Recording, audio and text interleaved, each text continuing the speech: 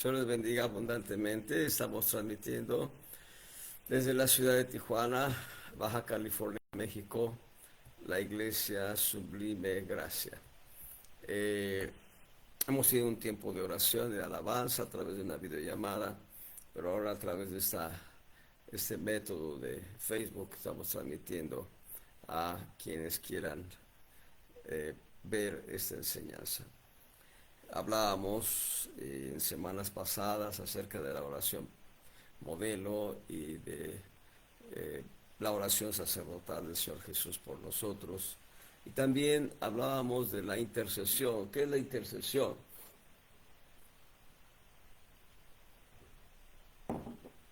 Solo por aterrizar la conclusión, porque no es el tema de hoy.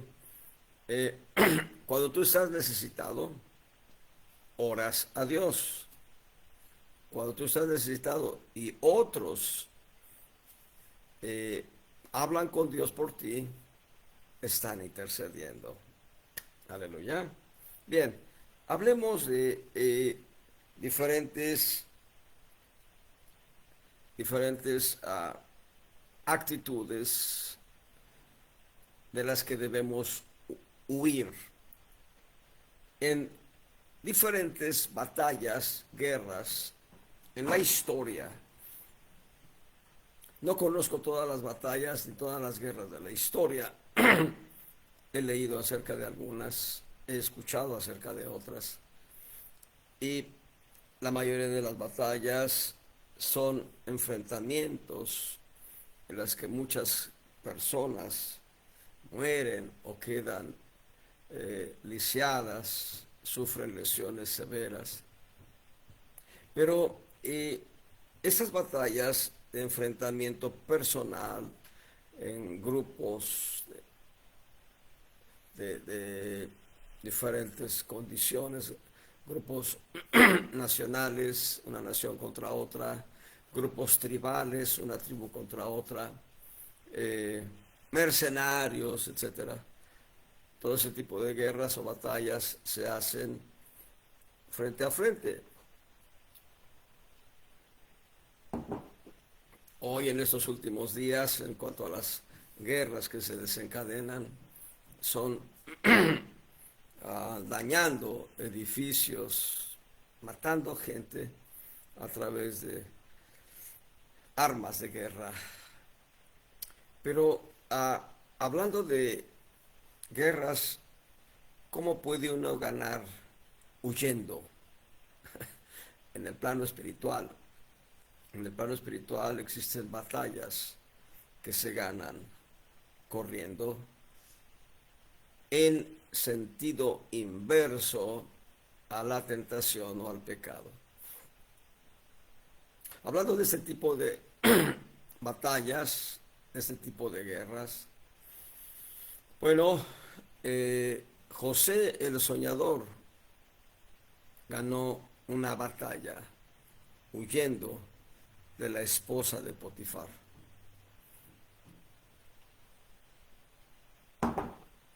Para José la mesa estaba servida para que él pecara con absoluta libertad. Sin embargo, José, debo decir de José, número uno, José fue profeta. Número dos, José es figura profética de Cristo. Número tres, José era un hombre temeroso de Dios, es decir, tenía conciencia de Dios. Cuando José enfrenta la tentación, José está consciente de la tentación, pero está más consciente de Dios. Así que lo que hizo fue ir y refugiarse en Dios, ir y refugiarse en Jehová de los ejércitos. José huyó de la tentación y de esta manera venció la tentación y venció el pecado. No es el tema de hoy, pero o tal vez un poco tangencial, pero debo decirles que existen existen déjenme ubicar porque no me quiero perder. Sí, existen eh, 7 principios de una vida vencedora. 7 principios de una vida vencedora. Eh, Uno de ellos es vencer la tentación y el pecado. Dios nos llama a vencer la tentación y el pecado. Y a veces la tentación se vence huyendo de ella, no, no procurando caer en la provocación que se nos oferta. El Señor Jesús enfrentó la tentación y el pecado y derrotó al enemigo con la palabra de Dios. La tentación vino: si eres hijo de Dios, di que estas piedras se conviertan en pan. El Señor Jesús había pasado por un ayuno de 40 días y 40 noches e indiscutiblemente su organismo demandaba alimento, y también él tenía la capacidad de decir: Padre mío, en tu nombre quiero que esta piedra se convierta en una hogaza de pan recién horneada, de cebada, de trigo, de centeno, de lo que tú gustes, según el paladar del Señor Jesús. Pero el Señor Jesús contestó con la palabra: no solo de pan vivirá el hombre, sino de toda palabra rema que sale a través de la boca de Jehová vivirá, de la boca de Dios vivirá el hombre. Entonces el diablo lo llevó a las almenas del templo, la parte alta del templo, y dijo: échate abajo, escrito está, a sus ángeles mandará para que tu pie no tropiece en piedra. El Señor contesta con la palabra: no tentarás al Señor tu Dios. Y finalmente, aunque estoy dándolos tal vez en desorden, la tentación aparece Mateo 4 y Lucas 4. En un momento de tiempo, el diablo abstrajo al Señor Jesús fuera del tiempo cronos, y en una fracción de tiempo le mostró todos los reinos de la tierra y se los ofertó. Le dijo: todo esto te daré si postrado me adorares. El Señor Jesús contesta con autoridad: vete de mí, Satanás, porque escrito está, al Señor tu Dios adorarás y a él solo servirás. El Señor venció con la palabra. Pero José no se puso a argumentar con la esposa de Potifar. José salió huyendo. José corrió lo más que pudo, lo más lejos que tuvo capacidad, con la finalidad de no caer en una provocación, una tentación abierta de pecado. Yo he creído, leída la historia, yo he creído que Potifar no le creyó a su esposa. Voy a decir las razones. Número 1, José era un esclavo. Los esclavos eran objetos, no eran personas, no eran personas sujetas de derechos, eran objetos. El amo que matase a su esclavo no tenía que dar cuentas de nadie, así que si Potifar hubiese creído a su esposa, habría matado a José. Algo sabía Potifar de su esposa, o el mismo Potifar no suplía los anhelos de aquella mujer. No olvidemos que ya en la práctica egipcia existía el sacerdocio célibe, esto es, los sacerdotes que practicaban el celibato. Y bueno, no voy a entrar en detalles porque tal vez yo erraría, tal vez cometería errores, pues la Biblia no nos describe mucho, pero Potifar era sacerdote, si mal no recuerdo. En fin, no voy a entrar más en detalles, simplemente creo que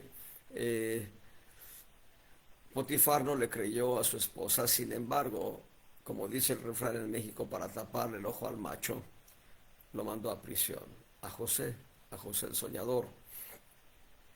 Reiterando entonces, José lo que hizo fue vencer la tentación y el pecado huyendo corriendo rápidamente. El apóstol Pablo escribe a Timoteo y a Tito lo que muchos han llamado las epístolas o cartas pastorales. Lo interesante de estas cartas pastorales es que tienen consejos abundantes para los pastores y ancianos de las iglesias locales. Aclaro, los ancianos no son pastores, aunque los ancianos sí llegan a realizar una colaboración con el pastor. Los pastores van a ser, digamos, colaboradores del pastor en lo espiritual, trayendo enseñanzas bíblicas a la iglesia.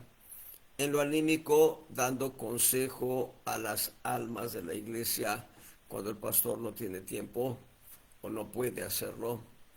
Y en lo práctico, los ancianos administran los ingresos de la iglesia para el mantenimiento del lugar de reunión. Los ancianos gobernantes deben hacer un cogobierno con el pastor.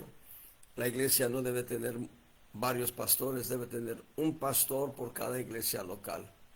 Un pastor por cada iglesia local. Ancianos según las necesidades de la iglesia. Diáconos de acuerdo a las necesidades de la iglesia. Regreso entonces. Bueno, Pablo, el apóstol Pablo, escribe consejos prácticos a Timoteo y en Primera de Timoteo, capítulo 6, en el verso 11, dice, las dos primeras líneas solamente, dice, mas tú, oh hombre de Dios, huye de estas cosas. Hasta ahí la primera lectura. Vamos a regresar a este versículo, lo vamos a leer completo, vamos a leer más, pero hasta ahí. El apóstol Pablo le está diciendo a Timoteo, en primer lugar, que Timoteo es un hombre de Dios. Por tanto, es un consejo pastoral. Sin embargo, este consejo pastoral debe ser extendido a todos aquellos que son miembros de las iglesias locales. Este consejo no es solo para el pastor, porque entonces diría alguna oveja, bueno, pues si es para el pastor, no estoy obligado. No, este consejo es para un hombre de Dios. Timoteo era pastor en la iglesia de Efeso. Se dice que en aquella época la iglesia de Efeso era la iglesia más grande, una de las iglesias más grandes de Asia Menor.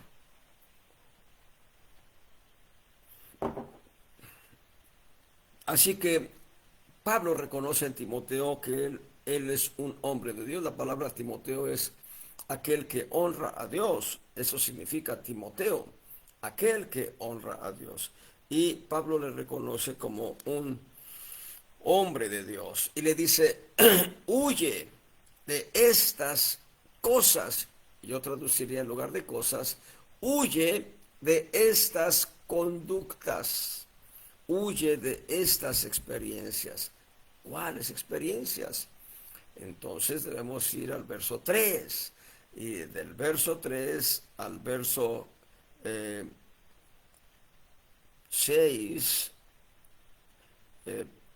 al verso 5, perdón, del verso 3 al verso 5, vamos a encontrar un catálogo de conductas de pecado, de las cuales el apóstol Pablo le está diciendo a Timoteo que huya. Es interesante esta expresión porque hay una expresión también del apóstol Pablo hacia Timoteo en un pasaje ajeno a este, donde dice, huye las pasiones juveniles.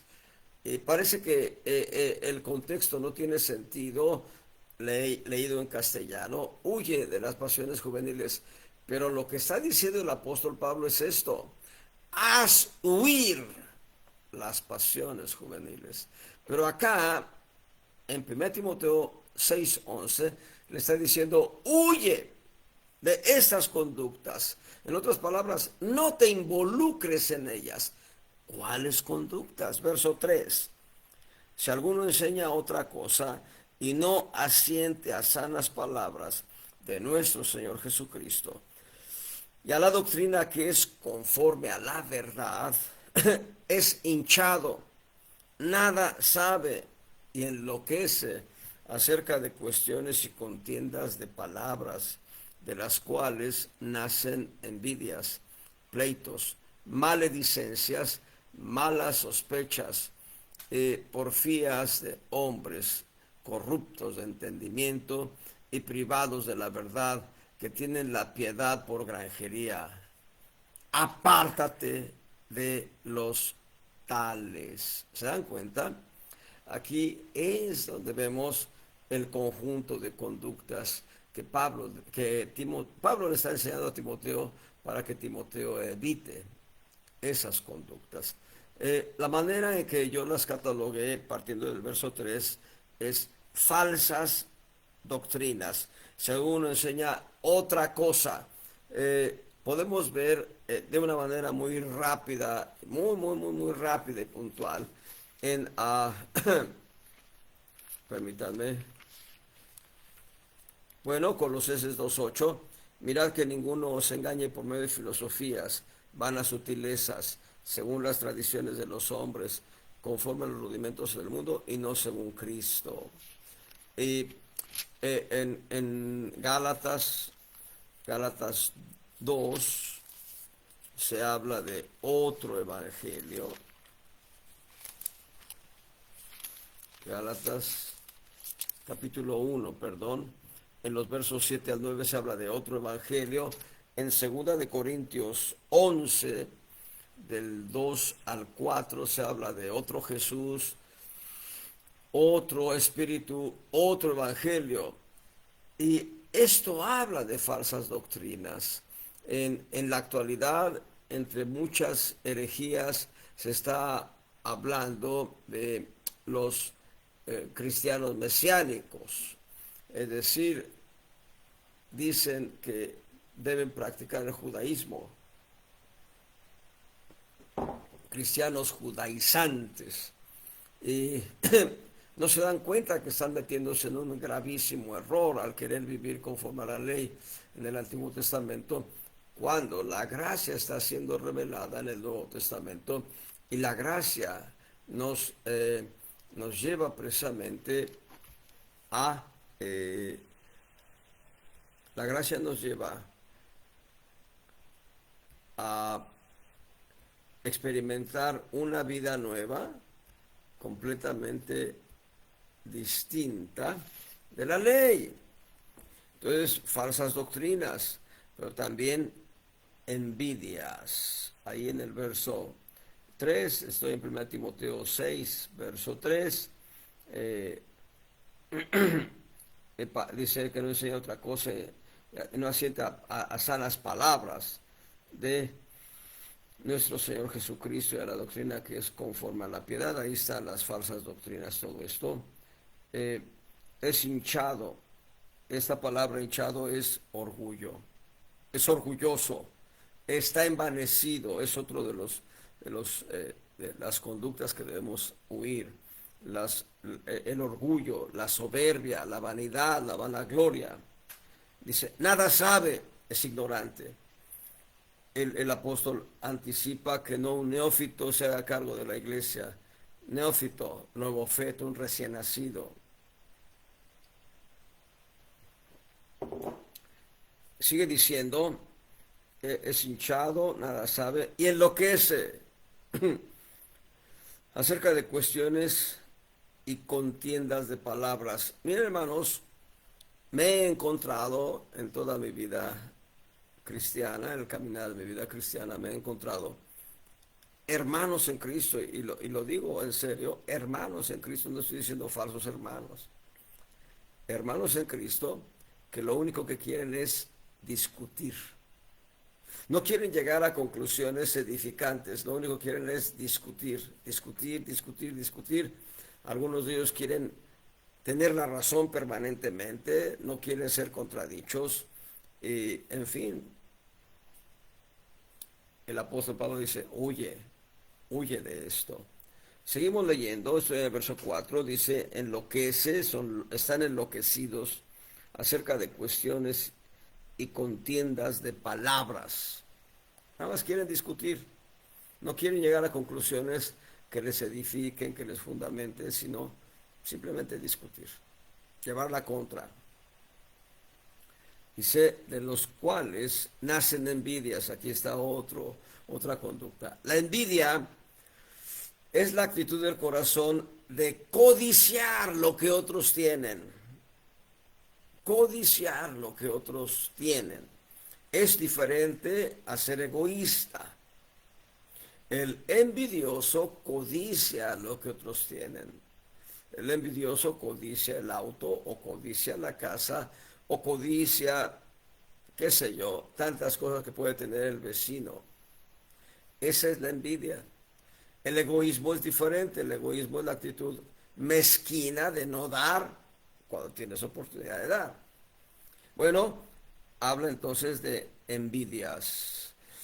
Seguimos leyendo, dice pleitos. Estamos en 1 Timoteo 6, verso 4. Pleitos.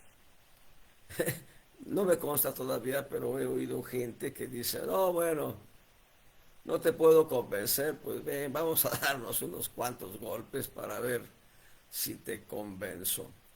Y suena a risa, pero esto sucede entre iglesias cristianas, entre hermanos en Cristo.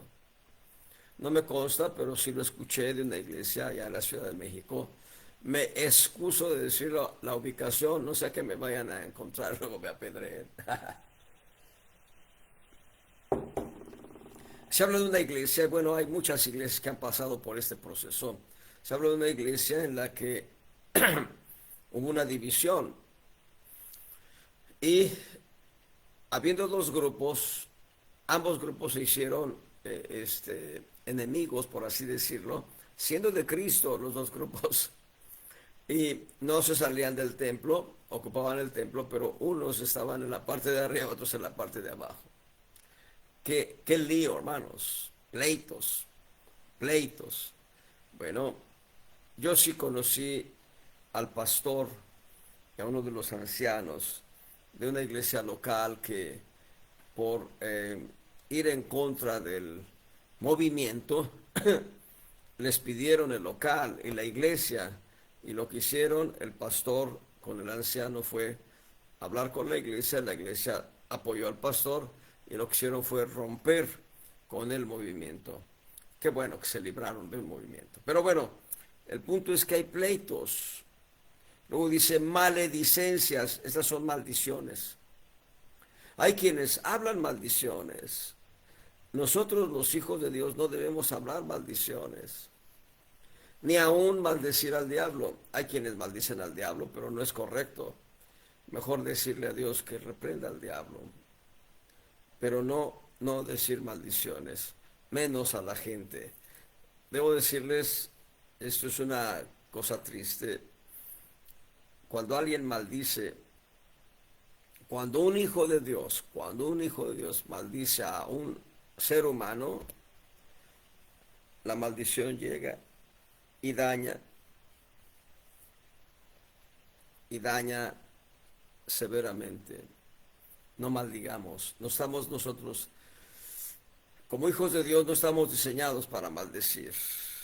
Dice malas sospechas. El proverbio dice, si mal pensaste, pon dedo a tu boca. Si mal pensaste, no lo hables. El proverbio del mundo dice, piensa mal y acertarás. El proverbio que Dios nos deja registrado en la Biblia es, si mal pensaste, pon dedo a tu boca. No hables lo que mal pensaste, no sea que estés errando. Luego tenemos porfías de hombres corruptos. Vamos primero a establecer qué es una porfía. Perdón. La porfía es obstinación, es una acción de porfiar. Obstinación, testarudez, terquedad, empecinamiento, ofuscamiento, obcecación, insistencia, empeño, pesadez, machaconería, tenacidad, constancia, perseverancia, discusión, disputa, controversia, polémica, debate. ¿Se dan cuenta? También porfía es una forma de competencia. Todas estas palabras que acabo de mencionar son sinónimos de porfía.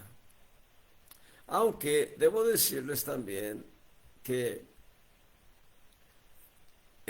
la palabra porfiar, el verbo porfiar puede traducirse en un sentido positivo bajo aquel refrán que dice: el que porfía mata venado. Bueno, si estás en negocios, porfiando en negocios, tal vez tengas éxito, pero las porfías de hombres corruptos de entendimiento, ese es un concepto muy amplio, provocan entendimiento corrupto. A veces, siendo hijos de Dios, nosotros empezamos a obcecarnos, a obsesionarnos en hablar respecto de alguien con una actitud de juicio, sin dejar el juicio a Dios. Mentiras, vamos a continuar la lectura, estamos en 1 Timoteo 6, verso 5, dice: porfías de hombres corruptos de entendimiento y privados de la verdad. Ahí está, mentiras, ajenos a la verdad. Es de algo que nosotros debemos huir. Debemos alejarnos de las mentiras, debemos acercarnos a la verdad. El proverbio dice: compra la verdad y no la vendas. Y es un proverbio hermoso. Ese proverbio me lo enseñó un hermano en Cristo cuando me regaló una Biblia. Le dije: ¿cuánto le debo, hermano? Dijo: no. Dice: no, perdóneme, pero no. Dice, el proverbio dice: compra la verdad y no la vendas. Así que yo no vendo la verdad. ¡Qué bendición! ¡Qué bendición, de veras! Me bendijo mucho. Y así, leyendo la Biblia, un día me encontré el proverbio. Ahí está en el libro de Proverbios: compra la verdad y no la vendas. Nosotros debemos caminar en la verdad. El Señor Jesucristo lo dice: yo soy el camino, la verdad y la vida. Así que podemos caminar en la senda de Cristo, que es la verdad. De hecho, hablando de la verdad, Jeremías 10:10, primer línea, la versión antigua. Jeremías 10:10, primer línea, versión antigua: mas Jehová Dios es la verdad. Juan 14:6, Jesús les dijo: yo soy el camino, la verdad y la vida. Y 1 de Juan 5:6, última línea: el Espíritu es la verdad. Así que Dios, en su tricotomía, en su triunidad, es la verdad. Pero Juan 17, creo que es el verso 17 también: santifícalos en tu verdad, tu palabra es verdad. Dios es la verdad y la palabra de Dios es la verdad. Juan 17:17. Dios es la verdad y la palabra de Dios es la verdad. Así que Dios quiere que caminemos en la verdad. El Evangelio de Juan registra que el diablo es mentiroso y padre de mentira, y cuando habla de suyo habla, o cuando habla de suyo habla porque él es mentiroso y padre de mentira. Y para desgracia nuestra como cristianos, cuando nosotros hablamos mentira, estamos siendo utilizados por el diablo. Somos instrumentos del diablo cuando hablamos mentira, cuando ocultamos la verdad. No olvidemos que la verdad se da en tres planos diferentes. La verdad en el plano espiritual es la palabra de Dios, el Evangelio, es Dios mismo la verdad, en el plano espiritual. En el plano anímico es lo que hay dentro de nosotros A veces, a veces nos dicen o me dicen a mí, ¿estás enojado? Y yo digo, no, no, no estoy enojado, no me hables a mí ahora, no estoy enojado. Hermanos, hay que conducirlos con verdad. Y en el plano práctico, oye, desaparecieron esos 50 pesos, ¿sabes dónde están? No, no lo sé, ya se los gastó. Bien, entonces debemos caminar en verdad, pero todavía tenemos más conductas de las que debemos huir. Dice en el verso 5, ¿verdad? Porfías de hombres corruptos de entendimiento y privados de la verdad. Dice que tienen la piedad por granjería. Apártate de los tales. Eh, bien, pero todavía tenemos algo más. En el verso en el verso 9, porque los que quieren enriquecerse caen en tentación y lazo. Eh, yo diría, no es malo que tú tengas riquezas, perdón, si es que las alcanzas, no es malo que tengas riquezas. Malo es que tu corazón se llene de la obsesión por la riqueza. Hay varios testimonios, vamos a ver. En el Evangelio de Lucas, creo está, uno de los tres evangelios, entre Mateo y Lucas, uno de los evangelios, se habla de un hombre que vio su riqueza, dijo, alma, habló a su alma, huélgate, gózate, tienes grandes riquezas. Y Dios, el Señor Jesucristo más bien, es Dios, Él es Dios también. El Señor Jesucristo, usando esa historia, dice, necio, esta noche vuelven a pedir tu alma y lo que has atesorado. ¿De quién será? Cuando dice, vuelven a pedir tu alma, el Señor está anunciando que ya había sufrido tal vez alguna enfermedad que estuvo a punto de quitarle la vida y no entendió la lección.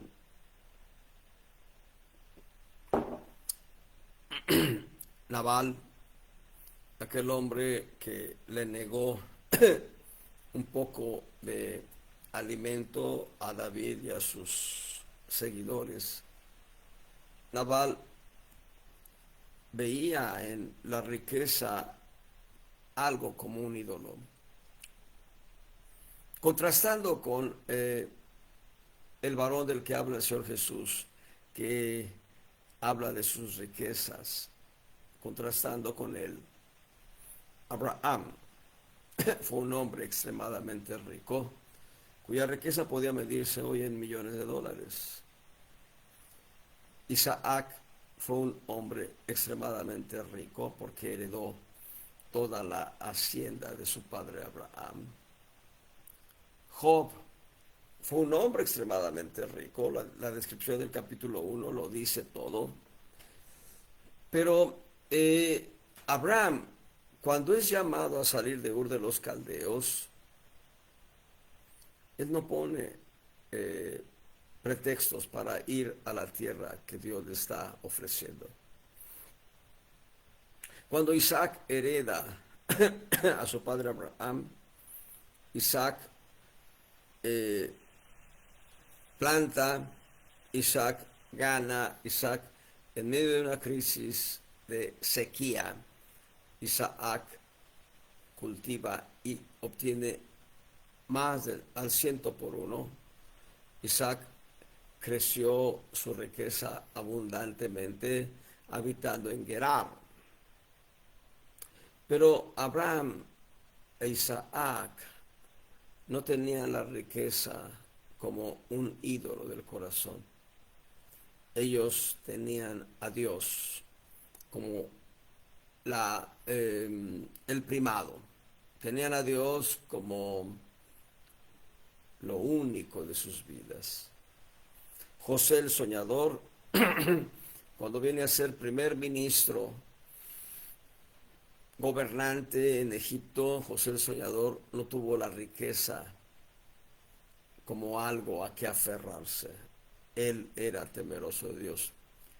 Daniel vino a ser primer ministro sobre todo Babilonia, después de Nabucodonosor. Nabucodonosor era el rey, Daniel era el primer ministro, y para Daniel no había motivo de orgullo, de soberbia.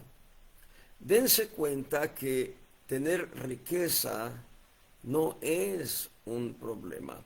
Lo que va a decir en el contexto el apóstol Pablo es el amor del dinero. Vamos a leerlo. Dice en el verso 9, porque los que quieren enriquecerse caen en tentación y lazo. Los que quieren enriquecerse, tener la riqueza por riqueza misma. Dice, y en muchas codicias locas y dañosas. Codicias locas y dañosas. ¿Qué te parece tener una isla para ti solo? Una isla en cualquier parte del mundo. Hay islas, hay ciertas naciones que permiten que alguien tenga una isla para sí. En México, creo que las islas son propiedad de la nación, pero tener un lugar donde puedas pagar por una isla. ¿Cuánto tienes que pagar para tener la isla?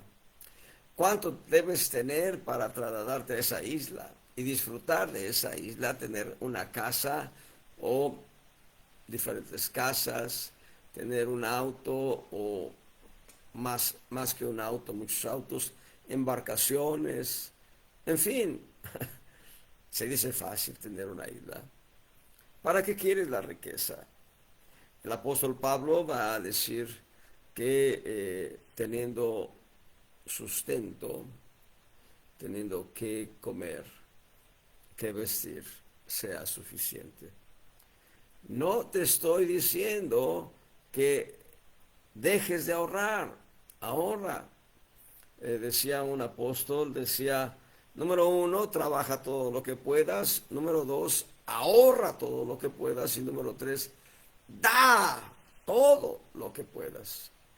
Parece una contradicción entre ahorrar y dar. No. Tienes que distribuir tu ingreso en diferentes carteras, ir metiendo diferentes carteras. Yo diría, en primer lugar, pagar tus diezmos. En segundo lugar, ofrendar a la iglesia. En tercer lugar, de todo lo que te sobra, bueno, destinar una parte al presupuesto de la despensa cotidiana en el periodo que va a tardar que recibas una nueva paga. Y también una parte para los servicios que tienes, luz, agua, teléfono, gas, etcétera. Y bueno, si queda un remanente, ahorrarlo, ahorrar, pero ya diste todo lo que podías. Dice el apóstol Pablo, los que quieren enriquecerse caen en tentación y lazo. Tentación y lazo. Ahora, la tentación, tener tentaciones no es pecado. Caer en la tentación es pecado. Aquí está diciendo caen en la tentación, es decir, están cometiendo pecado. Dice algo más, y en muchas codicias locas. Ya mencioné tener una isla. Y dañosas, codicias locas y dañosas, que hunden a los hombres en perdición y muerte. Noten todo esto. Ambición de riquezas, codicias locas y dañosas, perdición y muerte, y el amor del dinero. Verso 10, porque el amor del dinero es la raíz de todos los males, el cual codiciando algunos se descaminaron de la fe y fueron traspasados de muchos dolores. En este verso 10, estoy en 1 Timoteo 6, verso 10, encontramos dos conductas más. Y la primera de ellas es letal, es fatal. El amor del dinero es raíz de todos los males. Alguien que me explique la razón de algunas guerras. Y van a encontrar detrás dinero, ya sea para que la industria armamentística crezca, obviamente se tiene que gastar mucho dinero en ello, o ya sea para tomar tierras de cultivo o lugares de trayecto de bienes.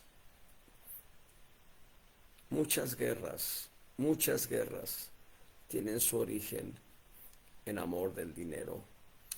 Ahora, la manera que lo dice la versión antigua es importante. Dice el amor del dinero. La versión Z va a decir amor al dinero. Son dos expresiones completamente distintas. Es verdad que amar el dinero es una conducta loca. Amar al dinero, convertirse en un mezquino, en un egoísta, no soltar ni siquiera un centavo, un peso para las necesidades que tienes. El amor al dinero es una expresión, pero el amor del dinero es más profunda la expresión en su consecuencia, porque no está hablando de lo que tú puedes comprar, sino lo que el dinero en sí mismo puede comprar. Se han escrito historias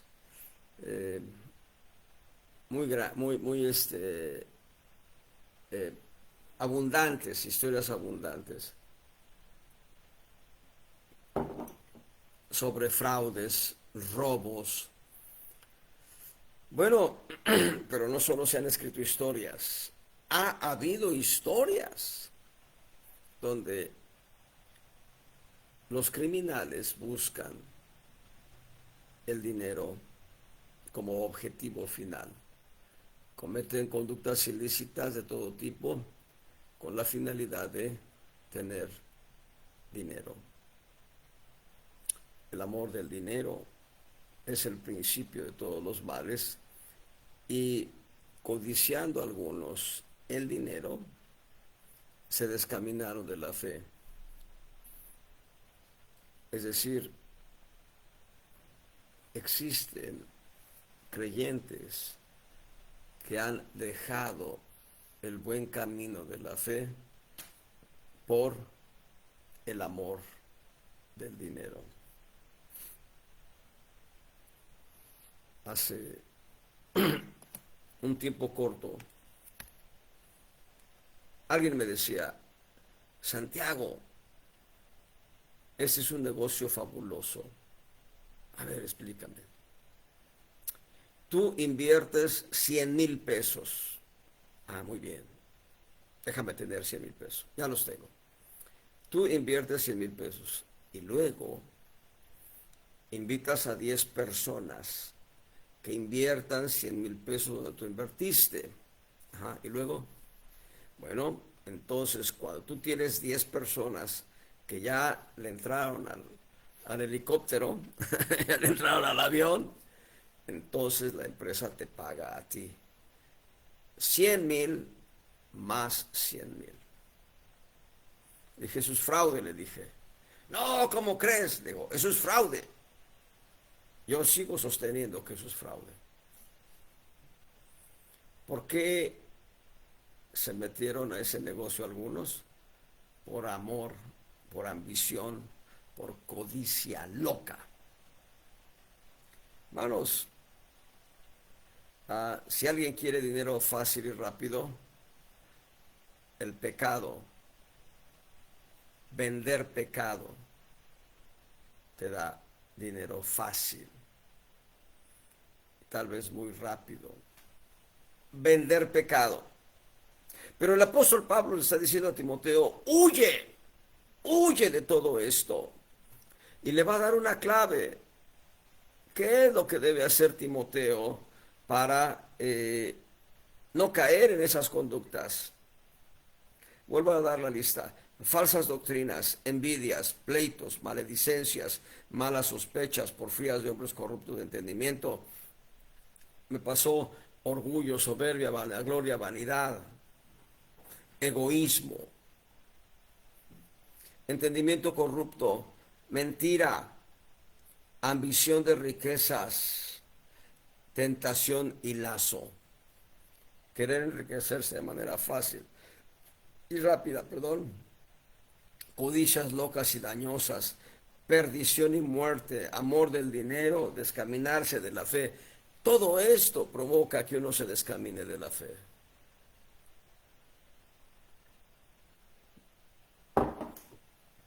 El apóstol Pablo le está diciendo a Timoteo: huye de esas conductas, pero va a decirle ¿cómo?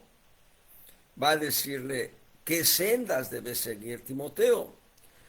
Y es aquí donde está lo hermoso de la enseñanza. Ahí en el mismo capítulo, 1 Timoteo 6, versos 11 en adelante. Mas tú,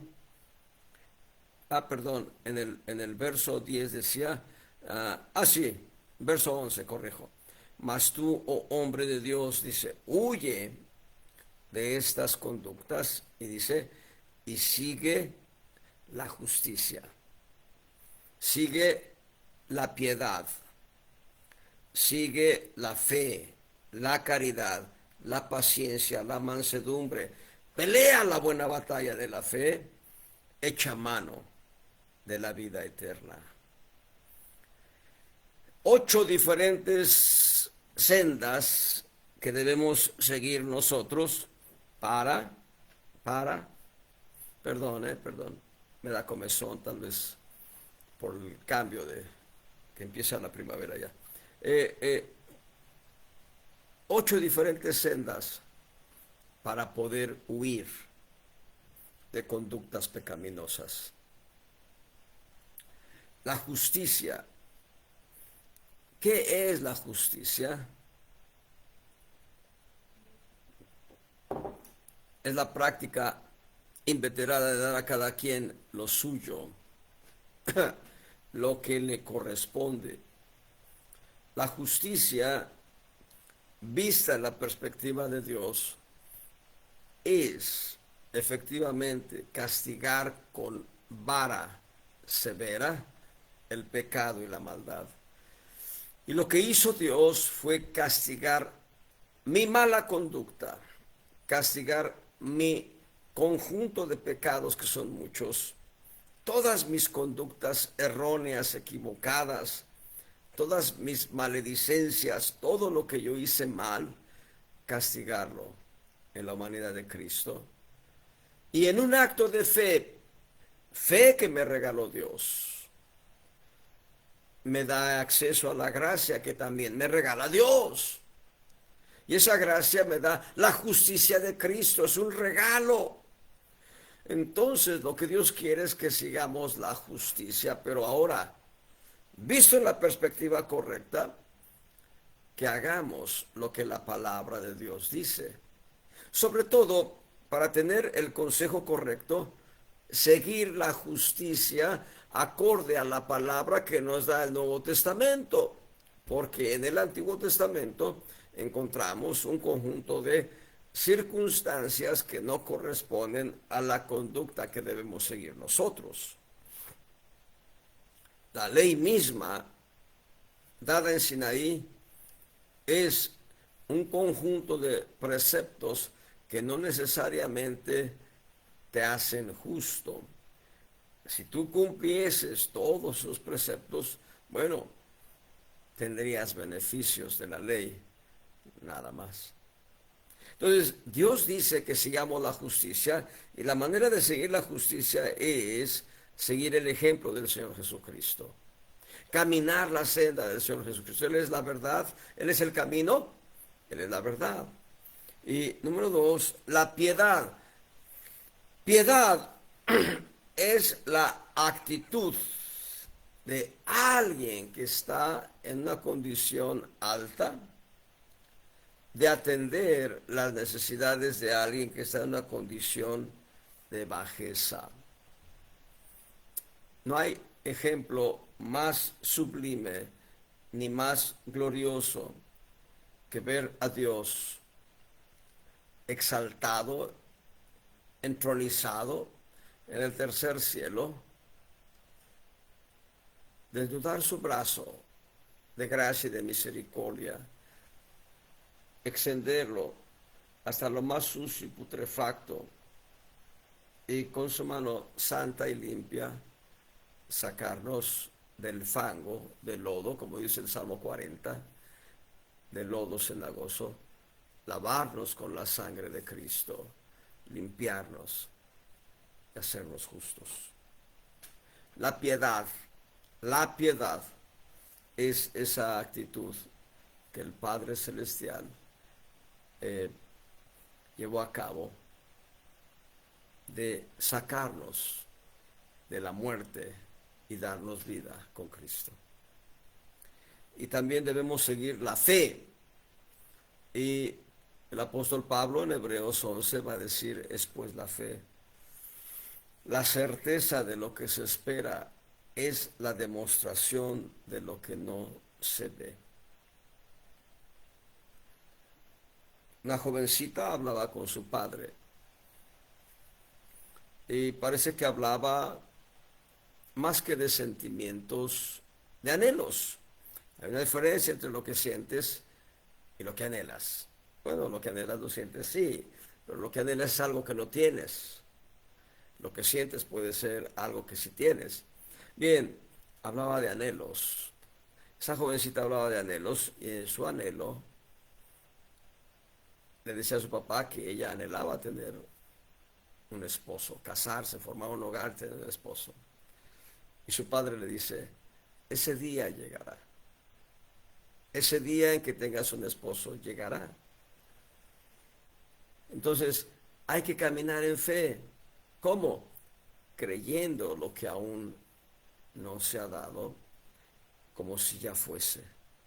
Es pues la fe, la certeza de lo que esperamos, la demostración de lo que no vemos. Y luego de seguir la justicia, la piedad, la fe, está la caridad. En realidad esa palabra es amor, ágape. Amor que es de Dios, amor que es Dios mismo. Démonos cuenta que en realidad lo que Dios está diciendo es que sigamos a Dios, que sigamos a Cristo, que sigamos lo que Él es en su naturaleza. Dios es amor. Y Dios quiere que lo sigamos a Él. De esta manera, todas esas conductas pecaminosas, todas esas conductas que manchan nuestra vida, no van a poder hacer estrago en nosotros. Y además de seguir la caridad o el amor ágape, la paciencia. Paciencia. Paciencia es espera puesta bajo presión. Espera puesta bajo presión. Gloria al Señor. Y todavía dice, seguir la paciencia, la mansedumbre. ¿Qué es la mansedumbre? Una idea muy simple de mansedumbre. Mansedumbre es la actitud de un corazón que ve por las necesidades de los demás y no por sí mismo. No ver por uno mismo, sino ver por los demás. Cristo es manso en ello. Él no buscó su gloria porque él ya tenía la gloria con el Padre. Él va a decir que, perdón, que manifieste su gloria con aquella gloria que él tuvo antes de la fundación del mundo. Es decir, el Señor Jesús, más que el Señor Jesús, Cristo mismo, el Hijo de Dios, Cristo, ya tenía gloria. Pero Él vio nuestra condición, nos vio muertos en nuestros delitos y pecados, y lo que hace Cristo es establecer un pacto con el Padre. Yo me voy a hacer hombre, yo voy a ir a la cruz, yo voy a pagar el precio de ellos, pero tú, Padre, dales mi justicia a ellos. Así que mansedumbre, Cristo no vio por sí mismo, Cristo vio por nosotros. Y número 7, debemos pelear la buena batalla de la fe. Hay algo escondido que creo no leí en este capítulo, 1 Timoteo 6, en el verso 6. Pero grande granjería es la piedad con contentamiento. Y las líneas que preceden el verso 5 dice, las dos últimas líneas, que tienen la piedad por granjería, aparte de los tales. No, el verso 6 es el correcto. Grande granjería es la piedad con contentamiento. Para pelear la buena batalla de la fe, necesitamos caminar en justicia, piedad, fe, caridad, paciencia y mansedumbre. Vuelvo a decirlo, no es un desliz, vuelvo a decirlo. Para pelear la buena batalla de la fe, para que tú vayas más que protegido con las armas de milicia adecuadas a la guerra, a la batalla espiritual, para pelear la buena batalla de la fe, necesitamos, tú y yo, necesitamos justicia, caminar en la justicia, caminar en la piedad, caminar en la fe, caminar en la caridad, en la paciencia y en la mansedumbre. Número 8, debemos echar mano de la vida eterna. Esto es muy importante. Suceda lo que suceda en la batalla, nosotros vamos a la presencia de Dios. Pero yo pregunto, ¿cómo quieres ir a la presencia de Dios? ¿Como un vencedor o como un vencido? Para ser un vencedor, ahí tenemos la fórmula. Caminar en justicia, en piedad, en fe, en amor, en paciencia, en mansedumbre. La vida eterna ya está garantizada por medio de Jesucristo. Hermanos, procuremos alejar nuestras vidas de falsas doctrinas o doctrinas de error. Alejar nuestras vidas de envidias, no codiciar lo de otros, pleitos, maledicencias, no digamos maldiciones, malas sospechas, no andemos pensando mal de otros, porfías de hombres corruptos de entendimiento y entendimiento corrupto, mentiras, ambición de riquezas, codicias locas y dañosas, perdición. Alejémonos de la muerte, dejando esas conductas. Amor del dinero, descaminarnos de la fe. Dios no quiere que vayamos en esas sendas tortuosas. Dios quiere que caminemos en justicia, piedad, fe, caridad, paciencia, mansedumbre, peleando la buena batalla de la fe, echando mano de la vida eterna. Les agradezco a todos los santos que se conectaron a esta transmisión. Dios les bendiga abundantemente. Les mando un abrazo a todos. El Señor sea con ustedes, bendiciéndoles abundantemente. Dios sea con ustedes. Amén y amén.